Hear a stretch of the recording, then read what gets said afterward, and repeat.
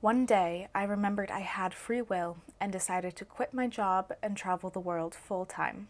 I felt out of control, like my life didn't belong to me, and I didn't want to waste more of my graced time here on Earth behind a computer screen.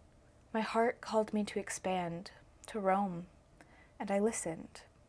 I wanted to commit myself to living a life led by my heart, which worked in helping me take the leap to quit my job and toss stability out the window. But soon, on my endless journey, my brain commandeered so many of the choices. The choices that had me penny pinching in unnecessary distress, committing to trips way too far in advance that left my wandering heart feeling trapped and isolated. It's like my brain was trying to overcompensate for the wild whims of my heart.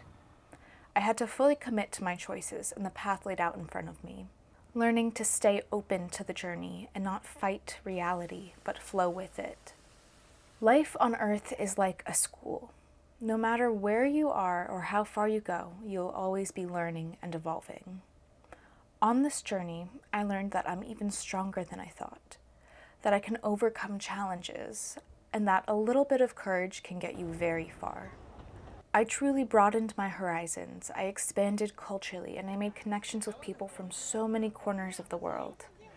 I would have never have guessed that one day I would come to find Taiwan to be a familiar country that I visit regularly and find so much comfort in, but life is funny like that. Mother Earth is such a beautiful place. I feel so blessed to have experienced so much of her nature and her people. I'm grateful that my nature is to seek growth, and grow I did.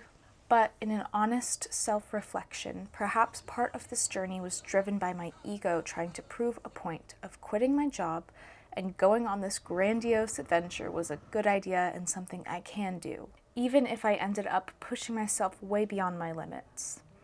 Which ultimately my stubborn self did do, but sometimes I wonder for whom? Who am I trying to prove to that I made the right choice and that I'm living this great life? Traveling full-time can be exhausting and overstimulating, while simultaneously being addictive and refreshing. Traveling is like standing by a bonfire. When it's a cold evening and you stand close to it, it's the best thing ever. You say, I want to stay here forever, it's so cozy.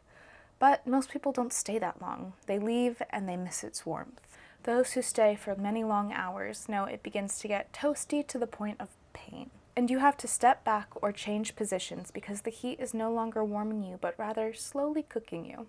Traveling full-time is like letting the addictive heat of the bonfire entice you to jump in, letting it burn you until there's nothing but ashes left and you eventually emerge anew. So if that sounds like something you need, go for it. Traveling is an excellent opportunity to learn and grow, and I think everyone should explore this earth. But doing it full-time is definitely not for the faint of heart. Something I heard recently is that the odds of you being alive are 1 in 400 trillion.